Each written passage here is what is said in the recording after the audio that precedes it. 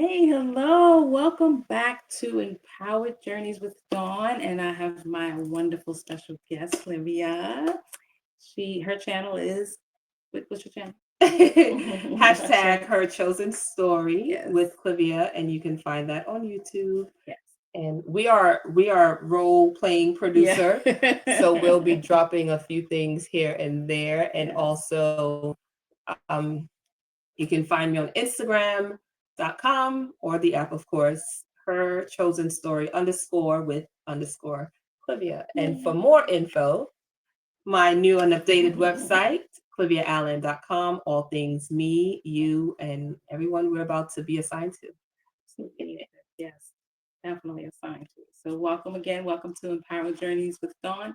And if you have been following our forgiveness journey, you will recognize, hopefully by now, that we are doing some hard work.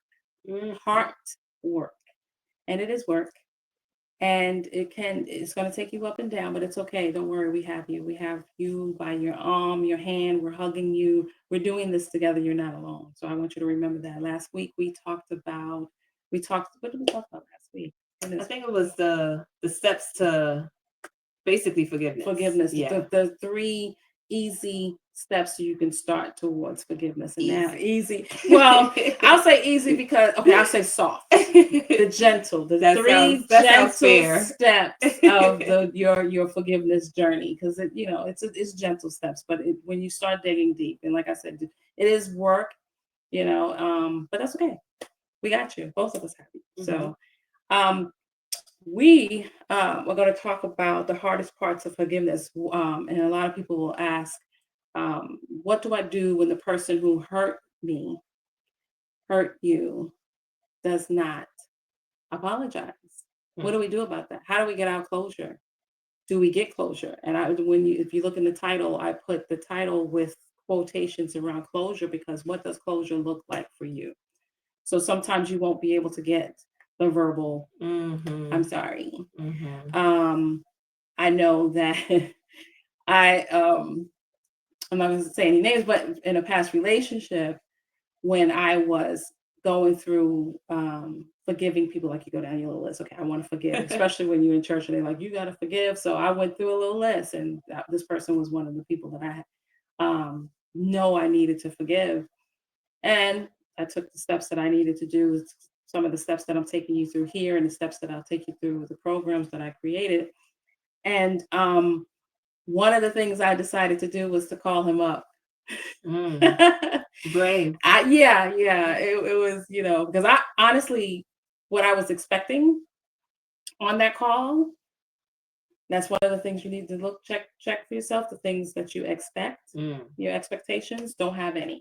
Right. Because my expectation was he was going to say, oh my goodness, thank you for forgiving me, and I'm so sorry, blah, blah, blah, blah, blah. And instead, what I got was a chuckle. You forgive me? Yeah. So that was a little moment. So I had to still continue my journey on forgiving, but I did let it go. I didn't make the call again. I just did other things like write a letter and then, and did my ceremony. But anyway, so that's my story. So what have you experienced? I'm actually, what they call it, I'm looking for some receipts. Okay, yeah. Okay. So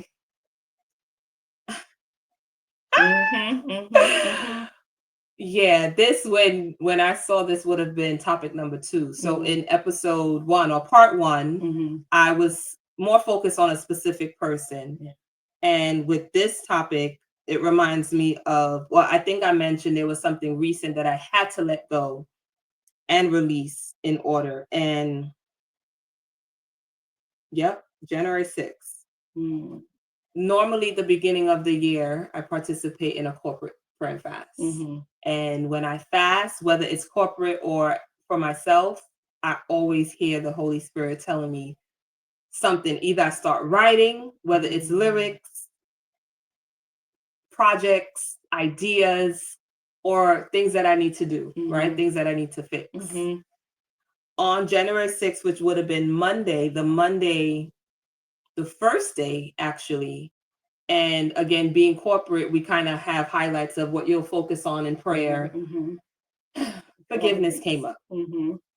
And I wrote this person, And I said, as I spend time this week in prayer, fasting, and consecration, I want you to know I'm praying for you.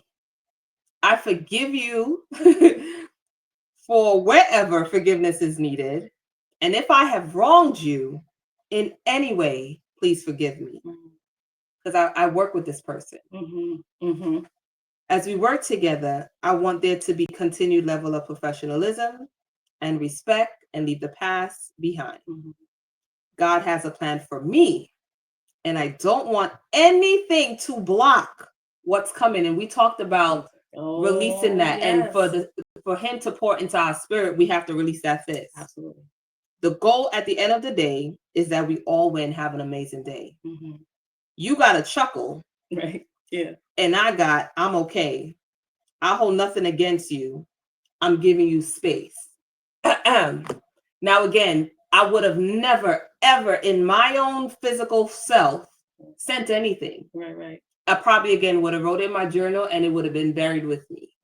But I followed the leader, and it was 2 people I had to send that text to. One was a little receptive, so to speak, but there should have been some type of you know what?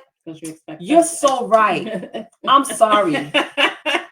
I was so wrong with all the things I put you through for all these. There was nothing like that. And Dawn, I had to be okay with that. And I'm part of a podcast. And again, I mentioned this in the first part where forgiveness kept coming up as topics we wanted to talk about in different avenues. And one of the questions we had was, what was the best advice you ever got? Mine's was, because I never really got advice growing up, but as an adult, one of the advice I got was be at peace. And I needed that. Yeah. Be at peace with every situation. Yeah. Absolutely. My co-host said, my best advice that I've received, be okay with the apology you would never receive. That's it. And hearing this, that's it. And then looking back, even at that text, I had to be okay. Was I broken after that? I felt stupid, maybe like I should not have sent that. Right. I'm okay. Like this wasn't even about you. Right. It was more so about me and wanting to be so empty of myself, wanting God to refill me. And I know we're going to talk about that too. I'm okay. Right. I'm giving you the space you needed. Like and that's one of the things we have to be, just like your co-host said, you have to be okay with the apology or lack thereof. Yeah. Because you have to be okay with not getting it. And that's maturity. It is. Because I could have snapped back. It takes time. Yeah. It takes time. It takes growth. And sometimes you don't even realize you've got to that point until it comes up again in maybe a conversation or the person's name. And we're going to talk about that kind of stuff next week when we talk about the 5 subtle ways of knowing. What is our topic? 5 subtle ways. That's going to be that one is going to be a hot one. The 5 subtle ways you know that you're still holding. Okay, here we go. The topic: Are you holding on to resentment? 5 subtle signs you haven't fully realized the pain. Well, release. We'll fix that. Release the pain. Yeah. That's real. And we have seriously, this very first one that we're talking about right now is letting go of the expectation of what you think you need. Yeah. Because what you're really releasing is like what we talked about last week, and I will put this up here again. Forgiveness isn't forgetting. It's choosing to remember without the weight. Yeah. The weight, because the weight holds you bound. So good. The weight keeps you hidden. The weight keeps you burdened. Yeah. That weight is heavy. Yeah. It's the soul's way of unclenching its fist, so that, like you just said, it can open up your heart so God can bring in that healing. Let me tell you, and God was working on me, and I don't know if I mentioned this when we did your book promo, but there's a series of lessons our church does called Foundation, and even that, and that's something we'll eventually do when we have our grand 2026 event. Stay tuned for that. But like you said, writing a list, right? Checking it twice. And whether it was soul ties, whether it was family, friend, all the things in between, and having to release these people, such a beautiful thing. And we talked about freedom in the first part. But I've given so much people the benefit of the doubt. And my friend is like even when I talk, again, we're not going to name people, but to my ex-spouse, my friend's like, I don't know why you be expecting like the conversation is going to go another way. It's not going to go any other way because that's who that person is. And if he don't change, that's what you're going to get. Right. And now, again, going through a healing journey, I've learned that stop expecting things from people. Yeah. Even with that text message, I was expecting maybe something a little extra. Yeah. Nothing. Yeah. And I had to be okay with that. And I know releasing it, so many doors from November, which is the end of what that series was at church, November to January, God worked so many miracles within that time. So that was actually the end to that chapter. That text was me really like saying, yo, you're history to me. Right. And we talked about boundaries. Yeah. So doors started to open. And that's what happens. Because here's the thing, when you hold on to it, or when you allow that weight to continue to be on you, you're giving the enemy permission. You're giving him legal access to you. Yeah. So he will run you, throw you, kick you, all of that stuff when it pertains to that situation or situations. But when you release it, and you unclench your fist, that's where the blessings come in. Yeah. You see what happened? All them doors just flop because you let them go. Yeah. But then, it can happen again. And you have to just have to repeat. Yeah. And we don't forget. And you're right. Because again, I have to work with this person. Yes. So it's like, and again, I know we're going to talk about it next week, but hearing the name doesn't irk me, but seeing not even to say the pretense, but the performance. Yeah. I know the real. You know the real, right? And you're not really nice when it comes to certain things. Exactly. So and again, we know that the enemy comes in what is it, sheep's wolf clothing, or just that deceptive and all the things. Yeah. But again, I have to just it's a process, and leave it alone. Even like we talked about, and we will continue to say, because it's the real deal. Forgiveness is a layered thing. It is. It's not something. It is not a one and done. It's not surface, because the surface is the nice. Okay, I did that. But when you get down to the middle of that onion, so the tears, the heart is broken again. But then you are breaking it so that God can breathe. I'm gonna tell you something. There is I can never remember the name of it, and I'm sure somebody out there knows the name of it, but it's a Japanese art that I love. And the art is like, okay, you have this beautiful vase. They break the vase, and when they put it back together, with gold material. So when you put back this vase, it's even more beautiful than the original vase. Wow. I love that concept. And I was talking to my daughter about that. And I was like, so when we go through, because that gold, I call it gold glue because I don't know what it's called. So for me, it's gold glue, right? When we have our conversations about things, about healing, like this conversation, this is our gold glue. That's good. When I have clients that come to me and I help them through their journey of forgiveness or caregiving or whatever it is for them that they need me to help them through, that's their gold glue. Yeah, that's good. That's what and so you end up becoming something that is even more beautiful than the original. Yeah, I'm not the original. No, we go back to the original. You know what I mean? Yeah. But I love that concept, and I love that visual. So that's I listen.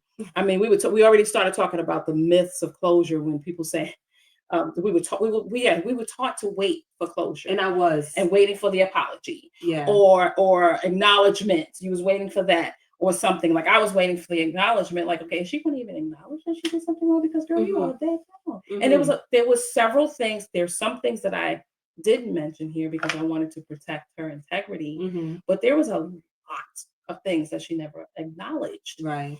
But I had to be okay with that. Right. Even in situations like with my dad, with forgiving him. Now I'll never be able to get that because he's now far gone. But me learning more about his story, I had to release myself. Yeah. And then understanding, last episode we talked about separating ourselves from the person. Mm-hmm.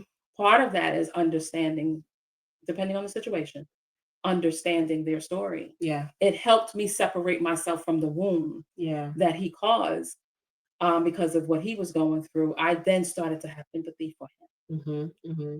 I was like, even if I knew when he was the story, if he was alive, I wouldn't have wanted to be around him like that.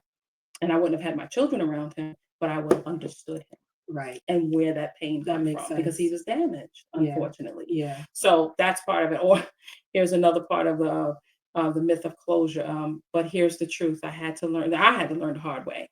Did you have to learn the hard way? I did. Unfortunately, I had to learn the hard way. And again, it's whether it's choosing people, giving them the benefit of the doubt. And I know you said you was gonna ask me a question. Oh yeah. With Can I ask? Okay, so she did this. She'll tell you about that later. Another, because she's an amazing author. And in one of her books, she talked about what you talked about accepting, being able to seeing the red flags, but expecting it to be a different color. Right, or trying to change the color, that color of the flag. And honestly, as women, we make choices on feelings, on convenience, and vice versa. Men do the same thing. But I could have not moved forward in certain things. He bought a ring. She said yes. Ooh, Cliff getting married. Right now she can be intimate legally, so to speak, and have children and have her own family. That ended 7 years later.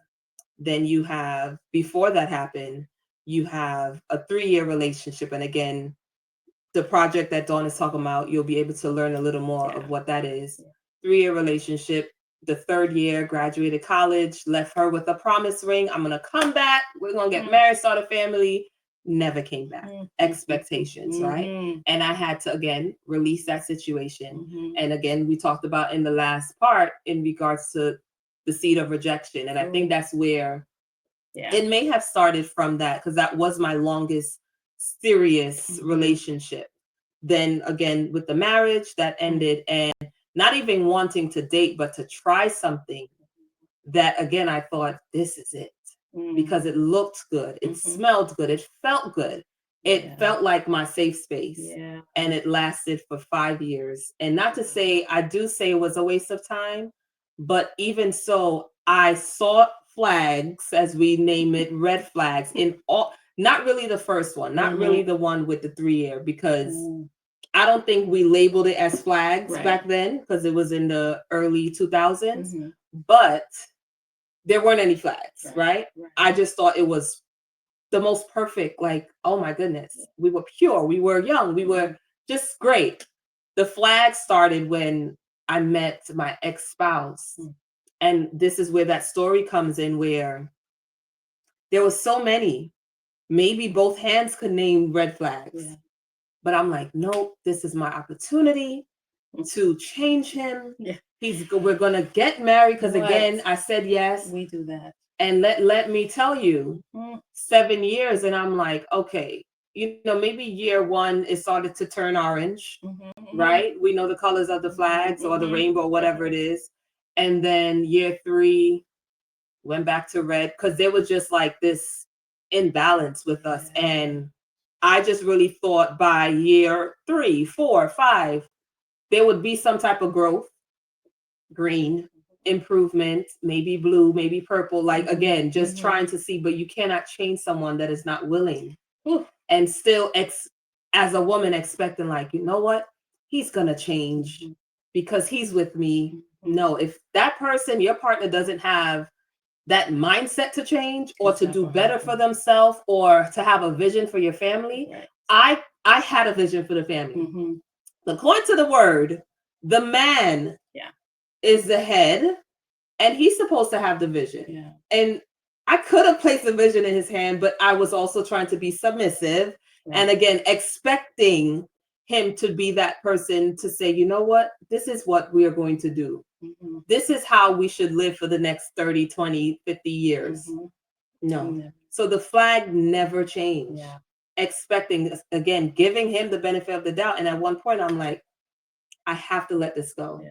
And it wasn't sad. It was sad for me, for the children not being in the same household as their dad. But I know for me, for healthy reasons, I had to let that go. And no more. And again, going into something else, still expecting these red flags that started to wave. Like, girl, don't you see it? No, I don't. Sometimes smacking us in the forehead. Right. Like, wake up. And unfortunately, why we don't see them is because we're seeing through our exactly and our filters and what we would do and how we would handle things. Because sometimes they're literally doing the best they can with what they have. Yeah. And that's it. But we see what we call potential. I was just gonna say the potential of what could be. I'm telling you what, I'm gonna need you to already be potential. Okay? Because the potential is what we would do in the situation. And yes, we would. And that's what differentiate male from female. That's what, because our brains, and they say girls are from Venus, and boys are from Mars. They're from Mars. Yeah. They were created, honestly, from a different cloth, as we say, cut from a different cloth, or their brains work different. Yeah. So again, they operate with what they know. But then for me, even having children and him not growing up with a father, I would have expected, you know what? Let me do what my dad didn't do for me. Let me step in. And still, I could have handed him a manual. I could have written the manual and say, hey, this is how you be a husband. This is how you be a better dad. You can hand it to them, but they won't. Even that. So I didn't waste my time. Yeah. And again, all of this taught me, I need you to come with the potential. Yeah. And again, even if he has a slight vision. Right. And there's a lot of men out there that have the drive. It's just so happened because a lot of us, I can speak for myself, I want to help. I want to change. That's how we are. We're nurturers, and we want to be able to, not realizing that's your assignment, not your husband. You know? Yeah. We marry our assignments. Yeah. And not saying that, it's like we marry that and not marry who we're supposed to be with and sometimes, because there's some amazing men out there. There are, and it really boils down to, again, hearing the voice of the Lord, being obedient, and not, because again, we go back to the vows. What God has joined together, let not man put asunder. Mm-hmm. Don't let them separate you. But for me, at the end, or even in the middle-ish, I'm like, I don't think God put us together. I think we chose to be together. Yeah. And now I have to live with that consequence, right? Together. And again, I wanted to see him strive. Yeah. I wanted to see him thrive as a husband and a father. Mm-hmm. It just didn't. Right. And that's why that flag, that's where that really came from. It stayed the same. I don't know who he is as a person now. Yeah. He is remarried, and God bless that marriage. Yeah. I really wish them well. But I don't know if, what that situation looks like. But even in all of that, I wasn't a perfect wife. I tried to be a perfect wife. Mm-hmm. He was not a perfect husband. And maybe, like you said, he did what he thought was it. Mm-hmm. But again, for me, there could have been so much more. There could have been researching, like, how can I? YouTube was around. Yeah. It definitely was around. So I had to forgive that whole situation. Yeah.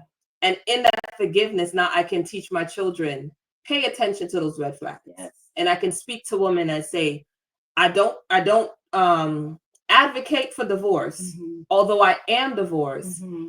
Pay attention to the red flags, right, and the green flags, because sometimes we want certain things and we want this perfect list. No one is perfect. No one. He may not be as good looking, but he's a great man, and he can cook. Versus looking real pretty, and is what less, right? Yeah. So. I mean, we're gonna do a series on relationships. Right, that was a whole different. That was a whole. We're gonna have to do some relationships. But forgiveness had to take place in those that whole situation, because the flags didn't change, and because of that, the marriage ended, and I had to forgive him again for me to be free. Yeah. And the day I started to, and this is where #HerChosenStory came in. Mm-hmm. The day I started to share my story, is what right. I had to release that. And that's what we're about to exactly. That's right. So the day I started to share, because I was embarrassed, I was discouraged, I was bitter, I was angry, all the things that that silent cry, acknowledging the wound, right? Like we talked about last episode. Exactly. I wasn't doing none of that, but the day I started, such a release, such a burden lifted, and I was able to, because it was right when I was relocating, and I'm like, God had to allow that episode to happen. That was like my first podcast interview, and I was able to just walk into this season of healing, right? So yeah, that's share your story, tell your story. It's not for you. It's not. It is for you, but it's also for somebody else going through the same thing that think they're alone. Absolutely, because it gives them, not only does it show them that they're not alone, but it also gives them permission to share their own. Exactly, because even though it's similar, our stories are similar. They're not the same, but the root wound is the same. Yeah. And if you can help the next sister, the next brother get through it, or help the younger generation avoid exactly it, if they're willing to listen. If they're willing to listen. And some of them are, depending on your relationship with them. So true. And some of them they have to learn on their own, but at least plant the seed. Don't keep your mouth closed, because with you not, or with us sitting back and not, sitting back and expecting the flags to change their colors, while you're doing that, you're also at the same time losing yourself little by little. And then you don't then you don't recognize yourself. Like, who is that? Yeah, and you talked about that smiling dawn. Oh, and same thing for me. I mean, you see all these teeth? I still have all my teeth. And for you not to, even though you saw it, it was not, like I said, my sister could read me. She was like, your smile is so fake. Yeah. And it was fake because I was wearing a mask. I was trying to protect myself, and so it's a good thing, but it's like we were just talking about releasing.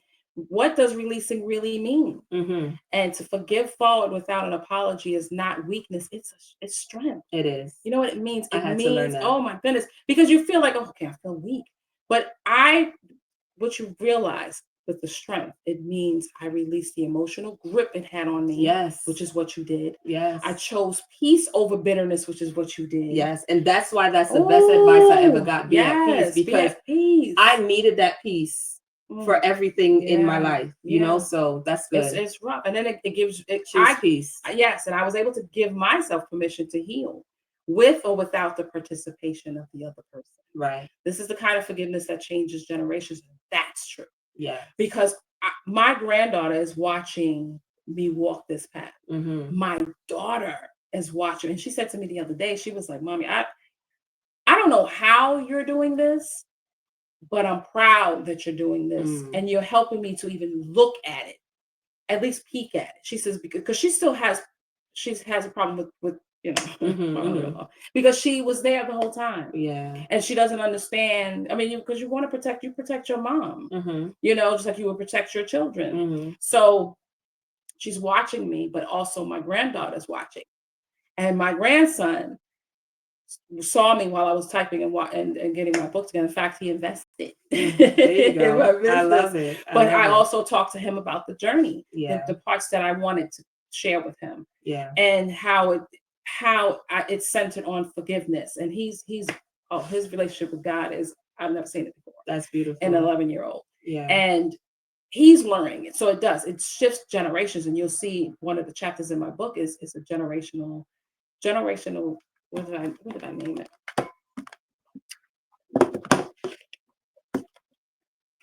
Sorry, I want to give you the right thing. It's called generational grace, because it starts at the beginning, and I put in your signed copy. Healing begins when grace takes the lead. Amen. And which is God. Loading. I honestly think from this, and because your grandson also invested in this, and even for me to be able to sit down with my children to talk about forgiveness, because they know, obviously, mom and dad is not together. Dad moved on. Mom is dipping her foot in some dating pools, right? My sister, again, love her. she said the other day, I think your son, he said his name, might hate his father. And I said, ooh, I got to work on that.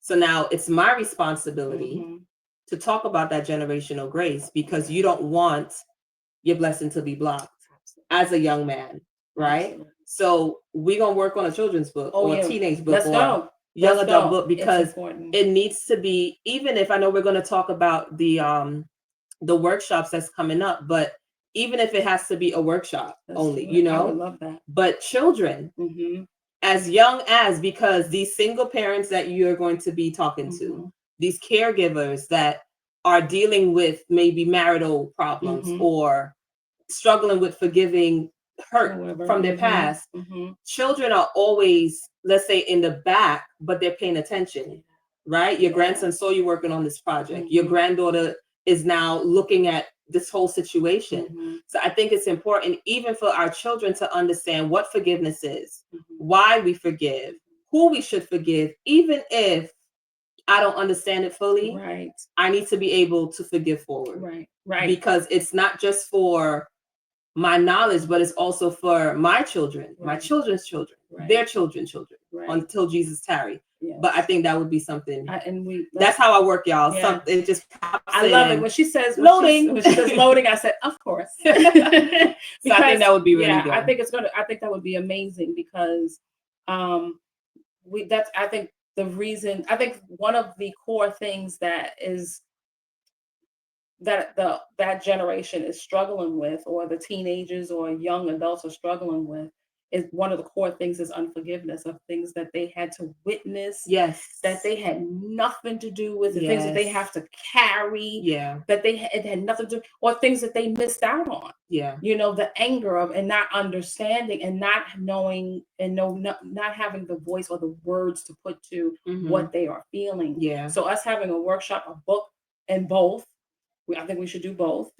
Since we're going to be, pouring into single mothers, and anyway, we could be pouring into their children as well. Exactly. So they can have something as well. Even the younger ones have coloring, but let's talk about it.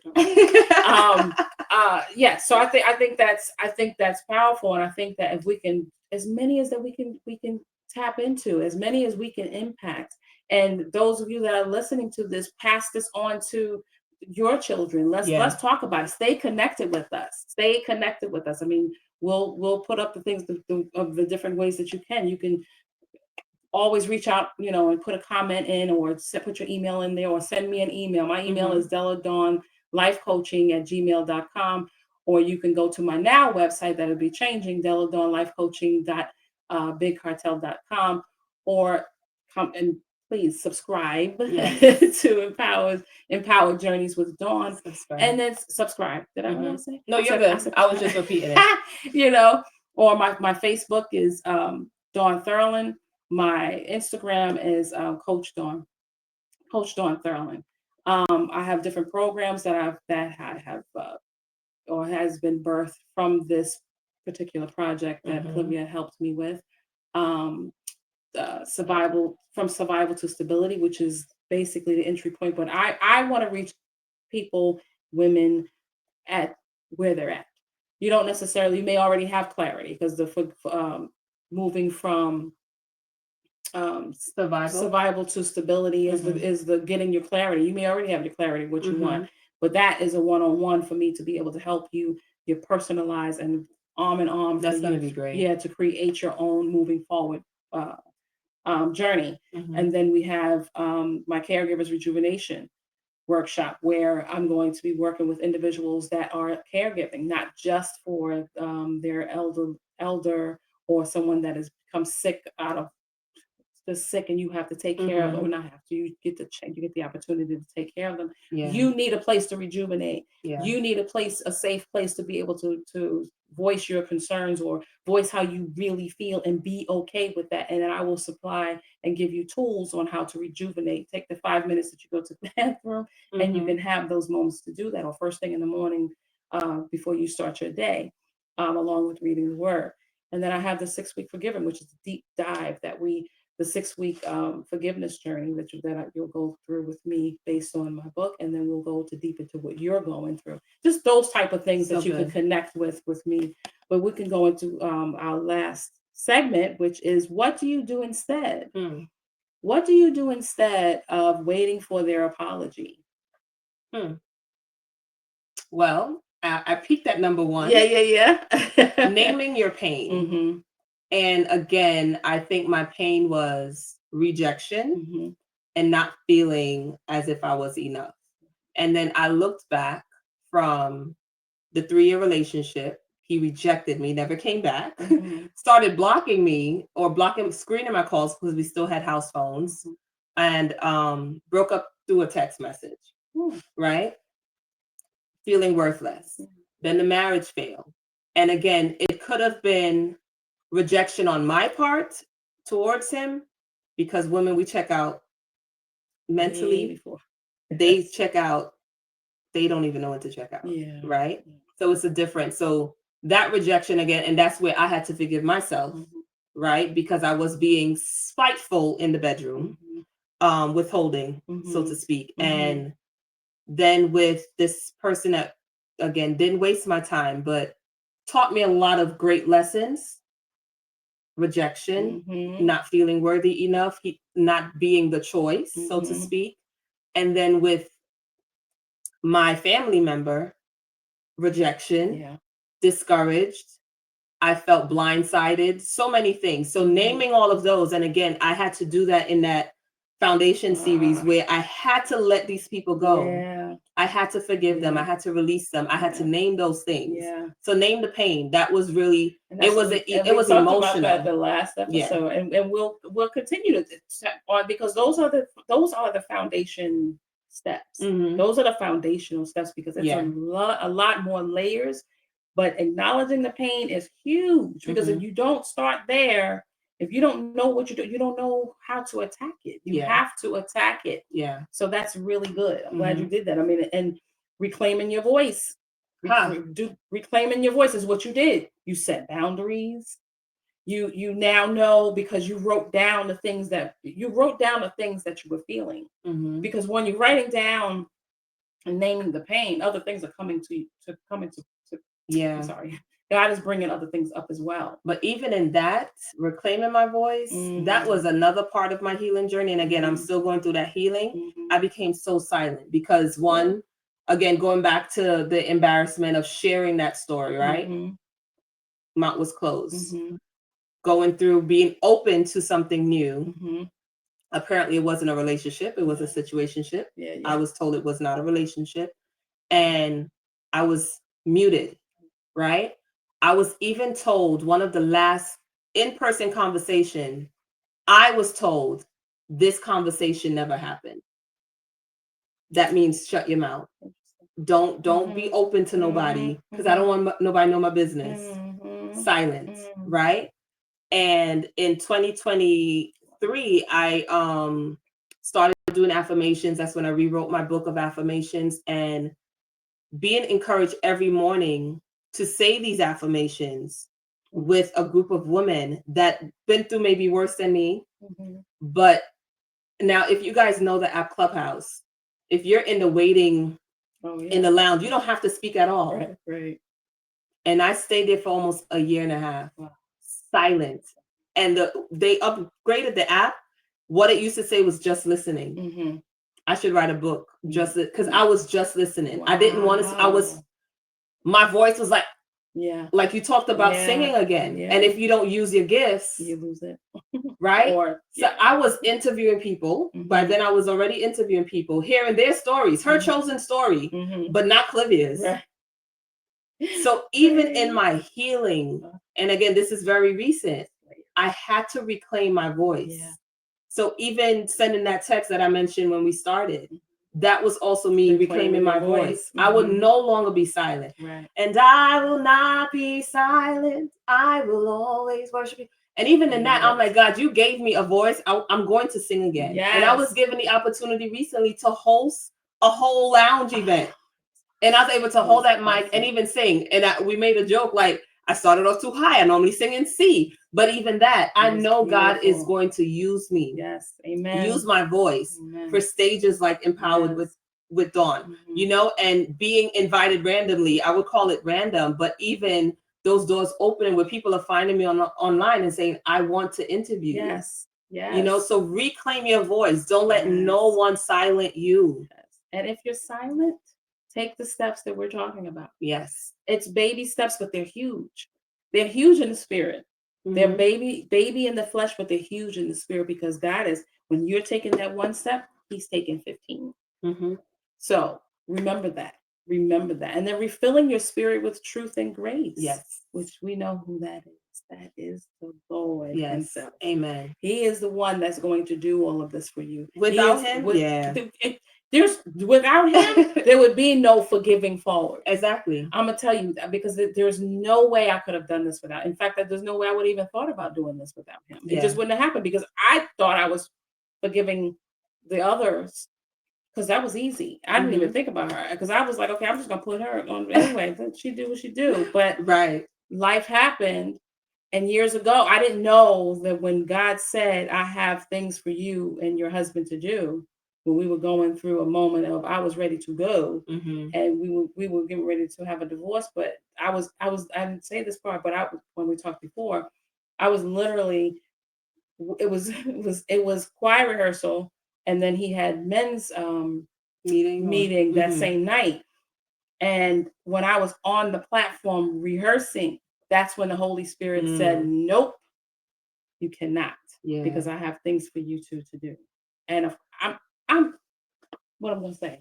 Right. No, I'm not going to listen. Right. I'm too afraid not to do that, So I had no idea this is because we're doing this. This is the first thing that's so deep that we're doing together. We've done other things together, but this is huge. This is his mom. Yeah.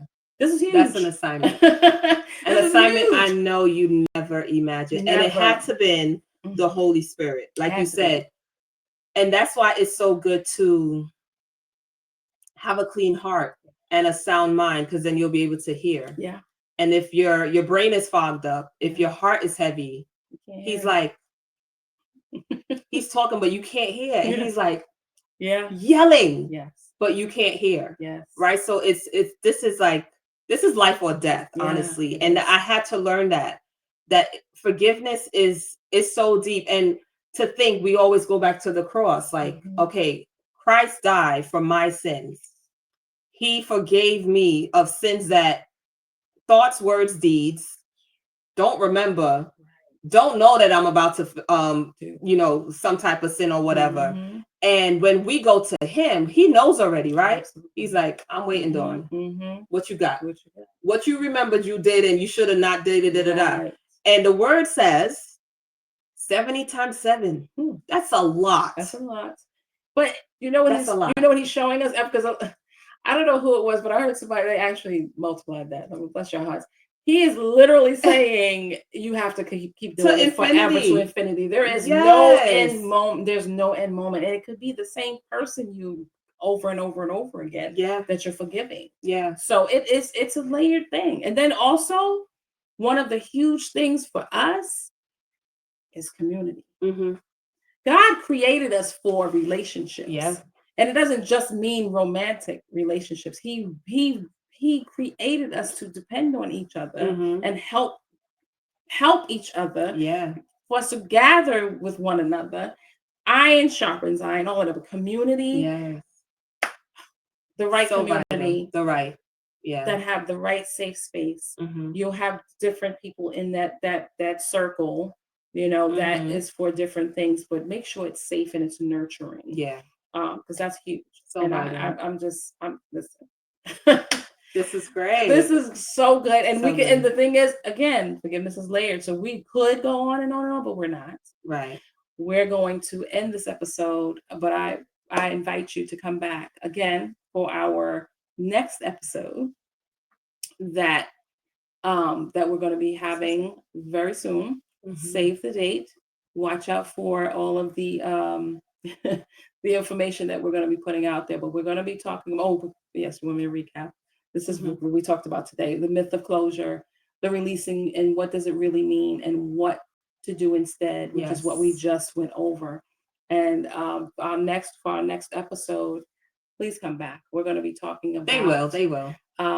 This is what we talked about today. What if they never apologized? What if they never apologized? You see, I don't know. Did we even put it in there? But here we go. The next topic we're going to be talking about: are you holding hidden resentment? That's what we're going to be talking about. Are you holding hidden resentment? And 5 subtle signs you haven't fully released the pain. Ooh. So come back for that. Thank you so much. Clavia, do you have any wonderful closing words? Forgiving forward. Yes. And to be forgiven, to receive it and to give it, just be okay with the apology you may never get. Yes. But remember, in spite of all that, you are chosen for such a time as this. Okay, we will see you guys next time. Thank you.